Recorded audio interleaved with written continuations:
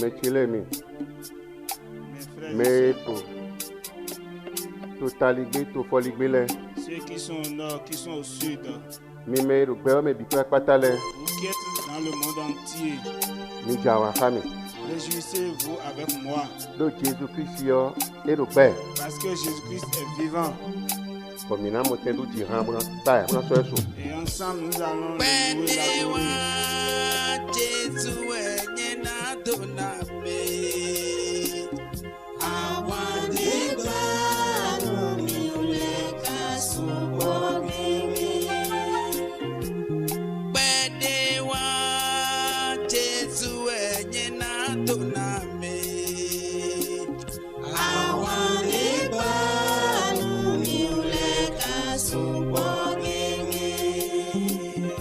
Àwọn ẹgbàánu mi lè so fọ́ kékeré tán. Il a assez combattu pour nous.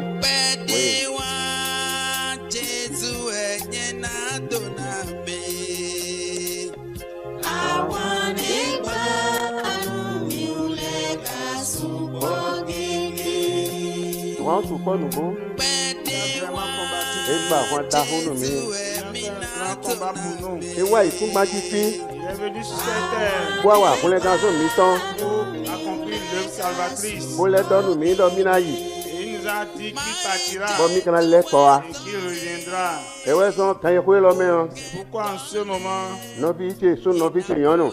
mon frère, ma soeur, Nà má kó máa tán ká mi. je vais partager la parole de Dieu avec vous. Ló òwe nìdé kó sílẹ̀ mi lè dín lẹ́yìn. Parce que les périodes que nous traversons Mi actuellement, pé wó sọ mi dé mọ̀ gandí à. nous n'avions plus l'opportunité de nous voir Àmọ́ mi ló mi régulièrement. pílé wẹ̀. Mais nous nous rappelons de Lò vous, fi èmi dé lẹ́bi pátápátá. quel que soit l'endroit où vous êtes. Bọ́njú adánù mi lọ. Je voudrais vous dire, Kó èkìtì mi tó kó dánù mi ìwé ní kò ń gbé ọ̀rẹ́. et c'est la parole que Christ nous a dit Ewé avant de ìjọ partir. afílẹ̀ àpárò kódé mi. Et je veux vous rappeler une partie de cette Jésus parole. Christ náà lẹ́kọ̀ọ́ á dandan mẹ́. Jésus-Christ reviendra certainement. Kó ta ọ̀nẹ́ Jésus Christ náà lẹ́kọ̀ọ́ á dandan mẹ́. C'est le thème. Jésus-Christ reviendra certainement. Bọ́ mi náà yí pọ́n do jọ́nsìn ìwé má mẹ́. Et nous allons tirer ce thème du livre de Jean. Jọ́nsìn ìwé má ta wẹ́nẹ̀. Jean 14, Kíkà mẹ́ dókòjì àtàn. versets 1 à 3. Àkúrò nọ́ọ̀ká dókòdókò mẹ́rin kó lọ náà sílẹ̀ bí kú ìtàn. Éternel, je demande à ce que tu puisses rester avec Kí wọ́n chacun lọ de ceux qui dókòdókò veulent ìtàn lẹ́ écouter. jí. Protège chacun d'eux Bọ́nú kó ọ ní wàdágbénu mi bí. afin que cette parole fasse du bien à Do tout le Jésus monde. sì ń kọ́ Au mẹ́. nom de Jésus-Christ, nous avons Jésus prié. Christ sì kọ́ lẹ́wà nílò dandan mẹ́wẹ̀. Le retour de Jésus-Christ est certain. Jọ́nsìn ìwé má. Le livre de Jean, Ta wẹ́nẹ̀ kíkà mẹ́ dókòjì àtàn. chapitre 14, versets 1 à 3. Àyíká mi tó máa wúlò ó. Ne soyez pas troublés en vous-même. Mi di inú máa wù bó di inú mi. Croyez en Dieu, croyez en moi. Wé gègé wẹ́ rè tọ́jú gan. Il y a assez de demeures chez mon Père. Ẹ̀ńdọ̀ ẹ̀mẹ́ ìmọ̀ hàn nàkó dánú mi. Si ce n'était pas ici, je vous le dirais. Nà ébúlò nà tẹ̀ dágbé dá inú mi. J'irai vous préparer de bonnes places. Bọ̀ wé inú ẹ̀ nà yìí gbóná lẹ́kọ̀ọ́ Au wa. moment où je serai de retour, Nà kpẹ́lá mi. je vous prendrai. Bọ̀ mi kpó yẹ kó mi nánà kan do pọ́ mẹ́. Vous resterez ensemble avec moi. Wé gègé wẹ́ rè tọ́jú gan. Il y a assez de maisons chez mon Père. Nà yìí bóyá wulẹ̀ àwù pé tán dá inú mi. J'irai vous préparer ces maisons-là. Bọ̀ nà bọ̀ lẹ́kọ̀ọ́ wa. Et je reviendrai. Àkúlù mi tó Jésù sí kó gbé ẹ̀dọ̀ mọ́. C'est une parole de notre Seigneur Jésus-Christ. Ẹ̀dọ̀ mi náà yìí bó nà bọ̀ lẹ́kọ̀ọ́ wa. Il a dit qu'il partira et qu'il reviendra. Ẹ̀nà lẹ́kọ̀ọ́ wa nù mẹ́. Il reviendra pour qui? Ẹ̀nà lẹ́kọ̀ọ́ wa nìyẹn kó họ́ ẹ̀ kpó. Il reviendra pour toi et pour moi. Nọ́bí sùn nọ́bí yánnù. Chers frères et sœurs, Kọ́ńtọ́ jẹ bíbá lẹ́ mi. mes chers amis, Mi mɛ dede do gbɛ mɛ bi kpaa lɛ. vous qui êtes dans tout le monde, Bodo wɛ kɛsu ɛnɛ bi kui et qui mɛ. êtes dans tout Jesu le monde, Kristi lɛ kɔ jawe. Jésus-Christ reviendra. Ena lɛ kɔ adandan Il mɛ. reviendra certainement. Bɔnjɔ kɛbi ɔrɔ akaro te kpɔ enugbolugbo wa. Je vais te demander, est-ce que tu l'attends réellement? Akaro nukundo wɛ ya. Est-ce que tu l'espères? Aro nu edzidze lɛ kpɔ ya. Tu regardes un peu ce qui se passe? Ena mi lɛ kɔ jawe. Il dit qu'il reviendra. Ko tɛlɛ ka dɔnu mi do ene lɛ wu. Et qu'est-ce qu'il nous a dit par rapport à son retour? Do akulo mi to se nde wula do mi yan. Parce que notre Seigneur ne nous a rien caché. Ese nde bu wula do mi Il ne yan. nous a rien caché. Ena mi na yibo na lɛ kɔ Il wa. nous a dit qu'il partira et qu'il reviendra. Akulo do gbɛ. Il est vivant. Ero gbɛ kaka doyi Il doyi. est vivant jusqu'à l'éternité. Bɔnjɔ adanu do kpolokpo mi tɔn dɔ. Je voudrais dire à chacun de nous, Eme rɛ mi na yibo lɛ kɔ wa. lui qui a dit qu'il partira et qu'il reviendra, Mina wa kpɛla mi yan. et qui reviendra nous chercher, Ero tini titeme dɔ nɔtɛ mi tɔn kun do fio. il est en train de nous expliquer que notre demeure n'est pas sur cette terre. Kwe to edo kwe glɔ fia. Ta maison n'est pas sur cette terre. Oui, ouais, ouais, allez. Tu es un passager. Ouais, nous, Christ, quoi, là, là, Lorsque Christ parlait ainsi, béton, c'est de savonnant, couillis, aussi, ouais, nous, que nous, ouais. sa mort s'approchait, le sacrifice s'approchait. Jean dit, minaba, mipo. Bientôt, vous n'allez plus me voir. Minaba, mipo, tête, imitant. Vous n'allez plus me voir au milieu de vous. À mon allée, quoi. Mais je reviendrai. Donc, Hébreu, si vous m'avez. Dans le livre d'Hébreux, Ta voix, ton frère, mais ouais, négo. chapitre 13, verset 14, Et dans notre miton, coulo, ouais, grand fio. il nous a dit que notre demeure n'est pas sur cette terre. L'on, ouais, notre miton. Notre demeure est dans les cieux. Notre miton, ouais, grand fia. Nous ne sommes pas de cette terre. Miro, béton, les têtes. Nous sommes parmi les hommes. Nous disons, nous, ouais, mais toi, coulo, ouais. Je te dis, toi qui connais le Seigneur, Donc, t'as dit, ouais, mais Jésus-Christ, comment? On les gâte, toi, surtout toi qui as accepté Jésus comme ton sauveur, oui, mais Jésus doit avoir besoin de toi, mais toi pour qui Jésus-Christ, dans la vie de qui Jésus-Christ est en train de Jésus-Christ, travailler, il doit nous. Jésus-Christ te dit, Bon, là, qu'on dit dans nous, et ouais. il te le dit encore, Alors, tu le lis, alors, c'est le mal qu'on tu l'aime. l'entends dans les prédications, Donc, et là, mina l'école, parce qu'il a dit qu'il va revenir. bon, y a la tête de Dieu, dans mais ouais, Christ, il a l'école. Et j'insiste qu'il va revenir certainement. Et là, on nous mis. On nous a dit quelque chose. Et là, nous coûtons là, mina n'y voit demain. Il y a l'aveugle qui dit, je vais te lancer une pierre. Nous coûtons là, bien, y voit demain. Si l'aveugle dit qu'il va te lancer une pierre, Nous décalons à l'autre, mais. alors qu'il n'a rien dans les mains, Ouais, que j'ai de où? c'est parce qu'il a confiance en quelque Écoute chose. ta foi, on a dit de plein. Il a l'assurance que son pied est sur Bon, cette là, mina pierre. n'y demain. Et il dit qu'il va lancer cette pierre. Et là, y voit là. Cela veut dire, Nindo, quand les wa Christ tombe dans mais. si le retour de Christ est certain, Ta foi dit ouais. c'est parce que j'ai la certitude. Quand tu dis ouais. J'ai cette confiance-là Donc, mais d'accord, là, quand tu as nous qu'il bon. reviendra réellement. Nos vies sont nos vies, nous. Chers frères et sœurs, Puis des bois de Dieu. quel que soit l'endroit où tu te trouves, Qu'est-ce qu'il m'a dit ouais? n'aie pas peur. Et des souhaits de moi. C'est lui-même qui l'a dit. Adonima ouais.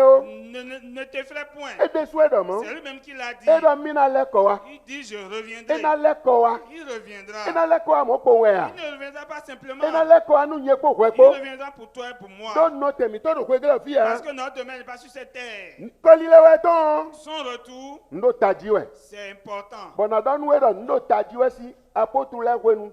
Dévitons les ouais nous. Nous t'a dit de Et quoi je te dirais que son retour depuis les apôtres était quelque chose de très important. bon, il est tout là.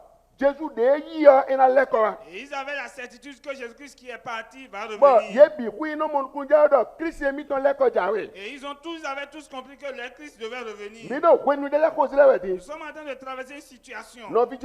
Mon frère, ma soeur, Alors, when de la cause là, tu es en train de traverser une do situation when to to men, dans ta famille, do ason to men, dans ton travail, do to men, dans ton pays, do ba me bi, dans tout le monde entier. bon mi bi do when de la cause Et là. nous sommes en train de traverser une situation. Alors, nous y nous met de la ouais, black ba là Il étant. y a des gens qui veulent même manger leur doigt, mais n'arrivent pas à le When faire. nous rebouton, Une période de pète, when nous règle nous plaît de mettons. une période de destruction. Dena déclare notre tête de fia. Et ce qui va démontrer que ta demeure n'est pas Be agban, son ouais pe ici. Et mettons là. ce qui te demande de t'apprêter, de Ça, nous. pour que tu puisses aller aux cieux. Son nous ouais pe akulo to Et ça te demande de t'apprêter pour aller rencontrer ton notre tête Seigneur. de fia. Ta place n'est pas ici. Yesi kpodo tanu chuku. On a donné un coup de bâton sur la tête du chien. Weto. Et il faut qu'il rentre chez Et lui. là mon kpodo tanu to roméen. Quand tu vois, quand on lui donne un coup de bâton en ville, Et ba wezuan. quand il se met à courir, Wewe no dido. c'est qu'il va dans sa demeure. Novisu novionu. Mes frères et sœurs, Poko je tami to jaji. le bâton a commencé par taper notre Bon tête. mi no na tu na wewe mi ko Et nous ngbe. devons savoir que nous devons aller chez Weji nous. yi e do tedame. Forcément, nous devons aller dans notre demeure. Akun egbe ton le. Les églises d'aujourd'hui, Novi ise no le. chers frères et sœurs Mi no na chrétiens, mon kunja ura. Mi no wenu veton de la cause nous là. devons comprendre que nous sommes en train de traverser une Eh situation mi de ka do wenu ne difficulté. la cause là Et wa. si nous traversons cette situation, Mi no na mon kunja u. nous devons comprendre Do akuno ko do kode le. que Jésus-Christ avait déjà dit certaines choses. E do kode le no mi. Il nous avait dit certaines choses. Yamakina do met quelqu'un. Il y a la négligence au niveau de plusieurs personnes. Bon, na tra no se ko do kole wa Jesus Christ on wa e no support. Et même écouter le message sur le retour de Jésus-Christ, ce n'est pas Bon. important. E no mo do ko e la fia ino temiton. Et on pense que la demeure est terrestre. E no mo do no temiton e fi. On pense que ici c'est notre demeure. Bon, nous di do meto bi kuya e no gaje du ti Et do meton la on wu. fait confiance à ses possessions, à ce qu'on Bon no mo possède. do gbe do fi. Et on voit que la vie est ici. E no mo do da du nu da gbe bi do On fi. dit toute est bien sur cette terre. Bon, Yahweh ko de na se le Et les prédications qu'on doit écouter, de na wa dagbe nu me ceux qui doivent faire du bien, de na na bo ina turo e ne fi mi de et ceux qui doivent faire qu'on comprenne qu'on est ici. mi do ma ko de mi na se bo na nyonu mi yo mi do e de kede nu mi Nous les prédications qui nous feront du bien. Jésus Christ le ko jawe Jésus-Christ revient. e ne we Yahweh ko dako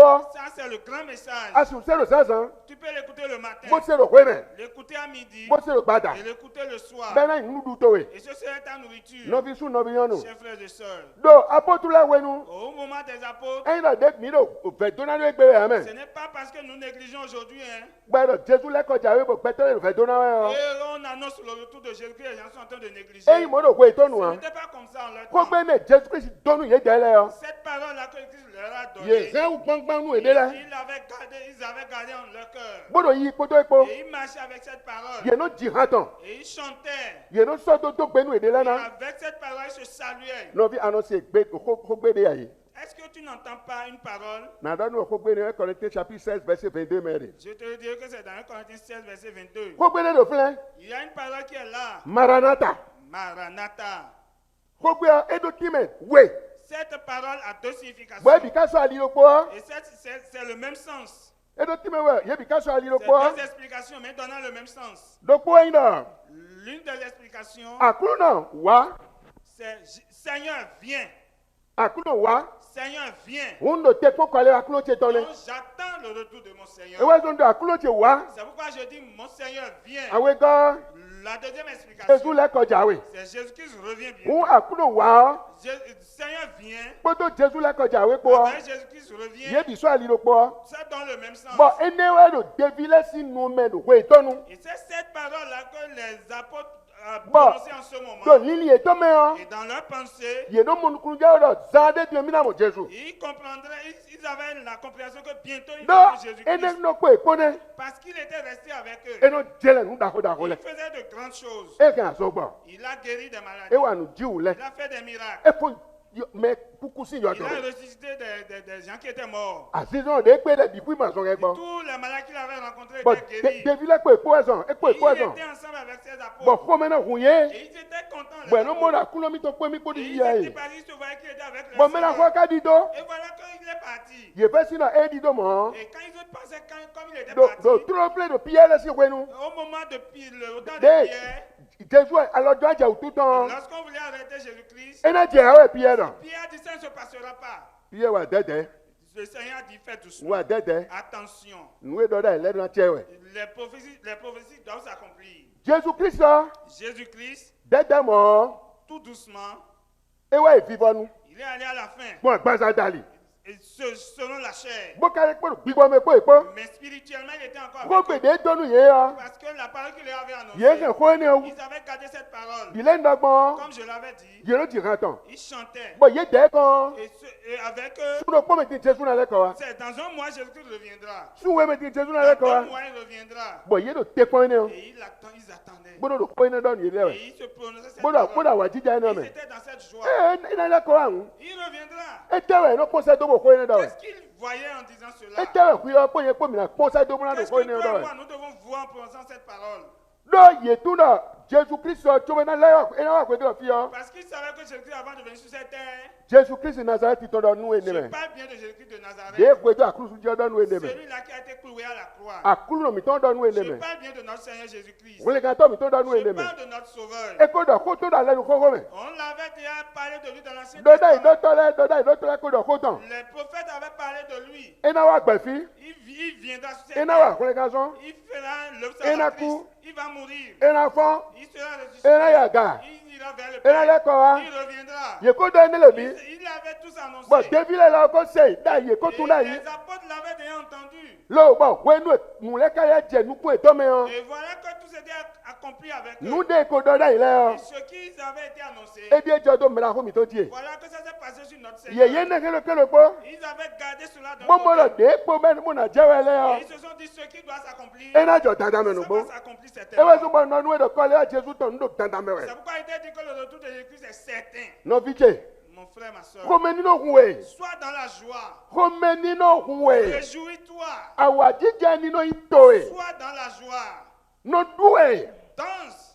Do to to e ja we. Parce que ton Père revient. Akulu no to jawe. Ton Seigneur revient. Posado. Regarde un peu. Eda no eda no fito de kosi yo foto ebo Si jawe. on t'annonçait que ton frère vient de l'extérieur Ba ko da no eda. et il t'avait dit, Nke nu dagbe, ajo dagbe le le ke jawe no e. il t'avait dit qu'il avait préparé de grands cadeaux pour toi. Eyo jawe male tianji. Et il a dit, commence par réunir tes papiers. Bonu nwa na kplawe. Et quand je vais revenir, nous allons Ba parler ensemble. anano yo foto me ton hami. Et tu seras à l'étranger là-bas avec Anano moi. America ti ai kuma ji Tu ton hami. resteras aux États-Unis avec moi. Ba jije mato e. Et prends cherche ton jugement. Yiba eyo me declare we mato ele. Et va chercher ta carte d'identité. Boblo we male bida Et yi. prépare-toi correctement. Don wa Parce que quand je vais na revenir, kplawe. je vais te chercher. Bon anayi. Et nous irons ensemble. Bona no hami don. Et tu vas vivre là-bas avec moi. Bon akasero wi wa to ko yawe. Et tu as appris que son retour est Ne proche. ka ti no e. Comment est-ce que tu serais? Ko me ko e. Et ce serait la joie. Do mi no ti kan de kwe. Parce qu'il y a un Mi no do choc kwe. continu.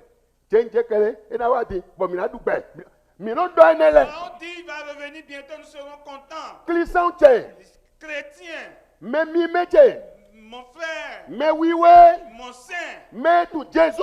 celui qui connaît Jésus-Christ, Nta tu anado jajaja ko. pourquoi tu es pressé? Bona do gbagba blo e. Pourquoi tu es agité? Bona blo ni me ma do wole ga to don. Tu es en train de faire comme celui qui n'a pas de sauveur. Bona blo di me ma do akulu no don. Tu es en train d'agir comme celui qui n'a pas un sauveur. Eko kewe se va. Il t'a déjà averti. Eko do ko binu e. Il t'a tout dit. E do mi na leko Il azale dit de. il reviendra bientôt. Devile you know do maranatha. Les apôtres disaient Maranatha. Jésus wa. Jésus vient. Alors Jésus jawe. Ou bien Jésus reviendra. You know do wa. Ils disent Ye viens. de sunu bio bio do ni leko wa. Eux-mêmes ils sont en train de demander son retour. Njo ka ko do ko bio Je e. vais te poser une question. Wa kono do Jésus wa. Est-ce que toi tu dis Jésus revient? Alors aba wona no ko do fi Ou tegbe. bien tu es resté éternellement sur cette terre? Fie mi do deje de yo. Là où on est en train de transpirer. Fie mi do ko bere lo. Là où on est affamé. Fie o fe bi de lo. Là où il y a toutes les difficultés. We ba wona no fi. Toi tu veux rester ici. Nye ba de amen. Moi je ne veux pas. Nye ba do ni ya wa. Moi je veux qu'il E wa revienne. so do nu ku to e me dian. C'est pourquoi devant toi, Komi sai do. regarde-moi. Jésus Jésus-Christ, wa. reviens. Ya o leko wa. Reviens vite. Jésus wa. Jésus vient. Mo e bi na no do. C'est ce que nous devons dire. Ai mo pe to le bo ko do na we. Si tu vois ton prochain que tu lui parles, Alors Jésus leko jawe. tu diras Jésus-Christ Adam, reviendra. hein? Si tu dis comme ça, Mi sonu.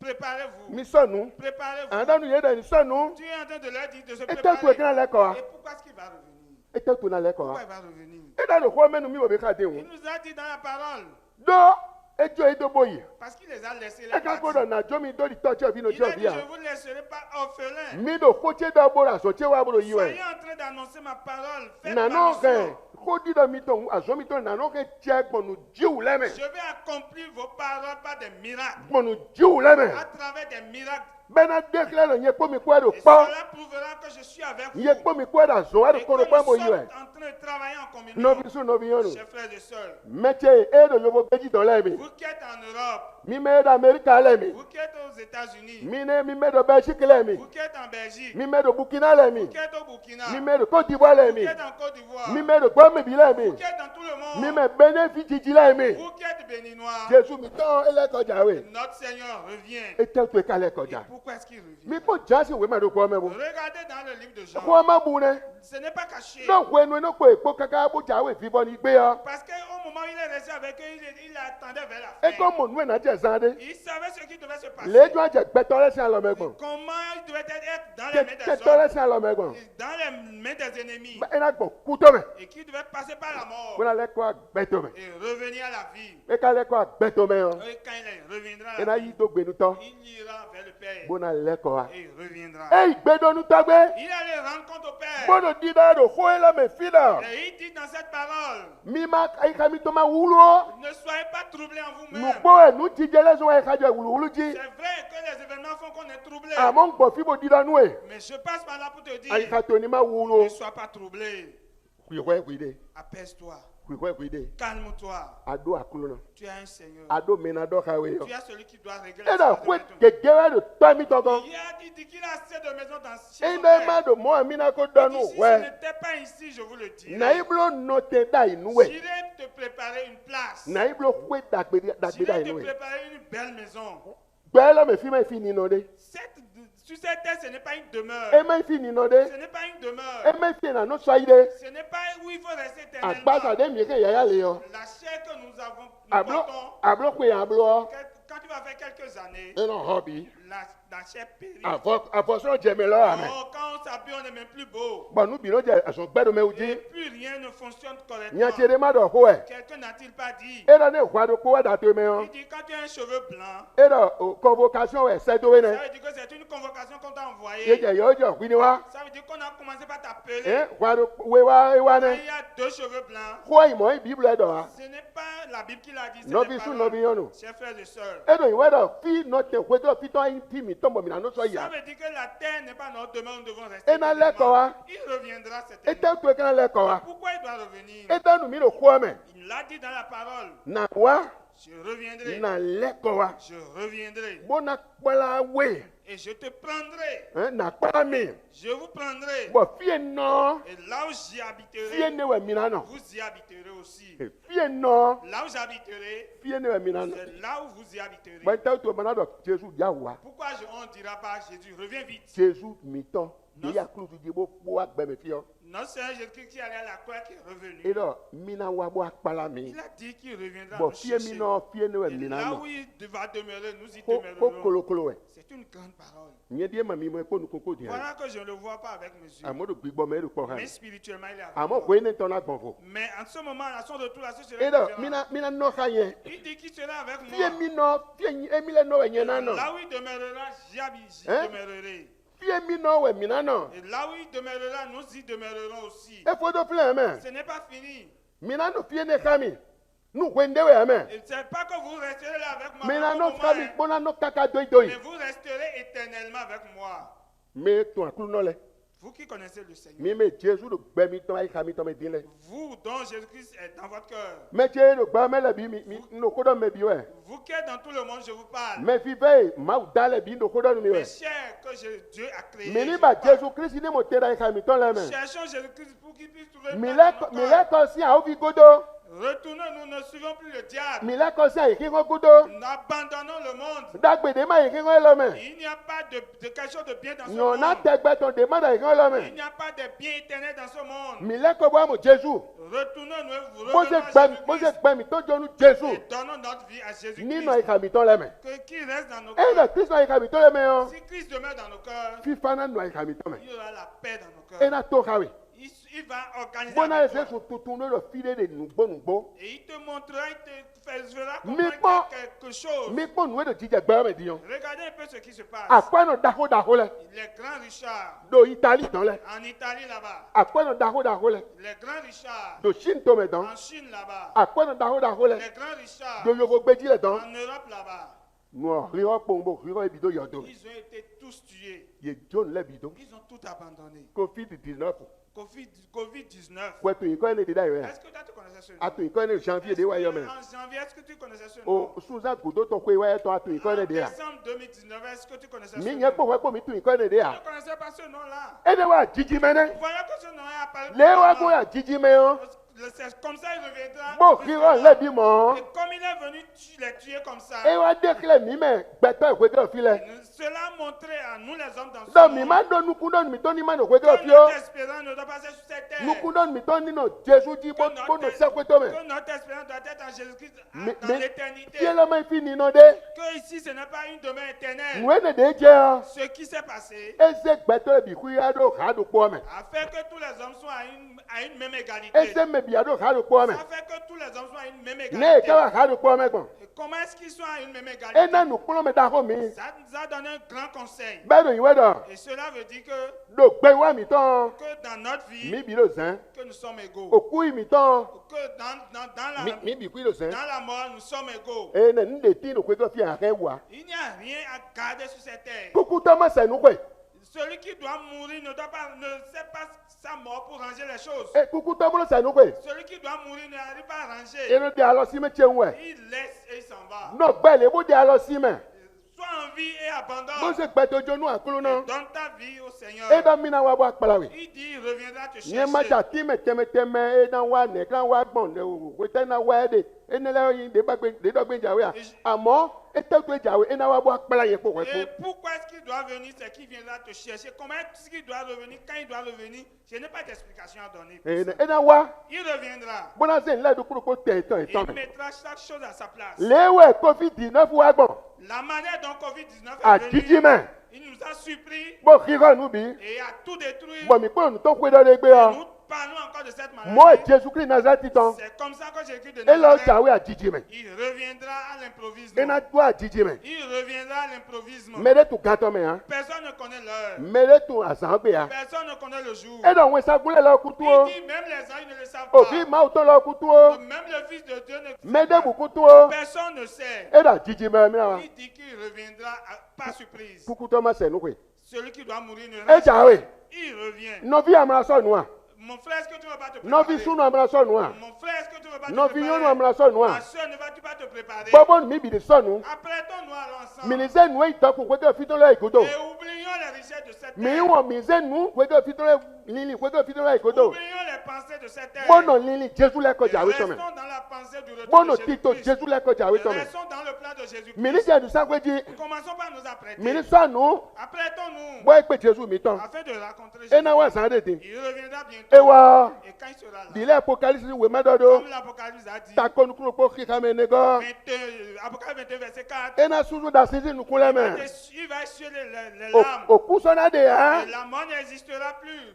eya luwe de sona de Il ha n'y aura plus de malheur. akon susu de sona de Il n'y ha aura plus de cris de uve détresse. de sona de Il fide n'y aura ha plus de difficultés. ene le biku ibo ni kita mona juai Et ça, c'est les premières choses qui vont passer. nu jawe jijwe gbe Il y a de grandes choses qui veulent se passer. nu da ko jawe jijwe De gbe grandes choses veulent se passer. novi Chers frères et sœurs, me vive na le mi chers aimés, ko lo ma ya yekun dande cette prédication Et n'est pas de d'affaiblir. l'amusement, ce n'est pas de la blague. Jésus Christ le ko jawe Jésus-Christ revient bientôt. bo nu gbo Et c'est une réalité. nyewe do didanu e C'est moi qui te le dis. nyewe didanu e C'est moi qui do te ko le nu gbo en dis. Que c'est la vérité. mi ko mo nde ko ame Nous n'avons rien vu. Hein. covid-19 mi mo de Nous avons vu Covid-19. ko mi ra ko do le ka do poji Voilà que Jésus-Christ a dit beaucoup de choses. e do poji Il a dit beaucoup de choses. ye kan bi e On lui a demandé, do ku tenu e kan do quand est-ce que tu we reviendras? tenu wa to kan no do Quand est-ce que tu reviendras? e do nu yi do Il leur a dit, we no mi na je khele lo le mo ji o lorsque vous allez commencer à voir ces signes, e we mi na to no mo wa ti ru ya we vous saurez que mon retour est pour bientôt. khele tele ka we Quels sont ces signes-là? no vi su no vi onu Chers frères et sœurs,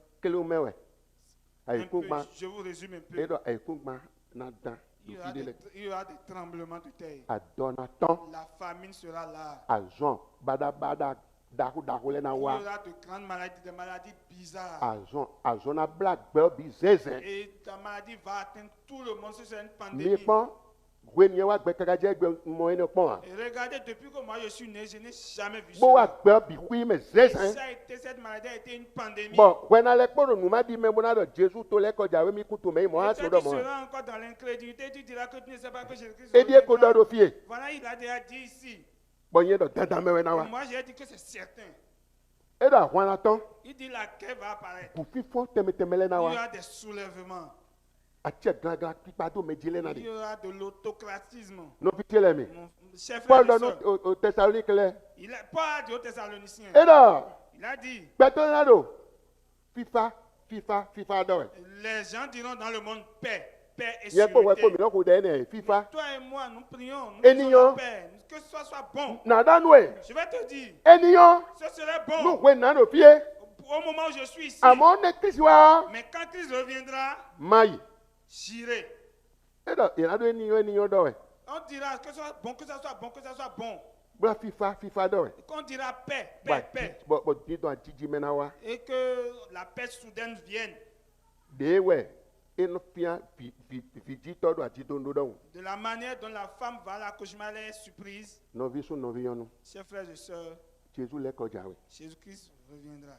e ka wa ena mo ya Quand il va revenir, est-ce qu'il va te trouver? ne wa ena mo ya Est-ce qu'il va te trouver? ena mo ye Il me verra.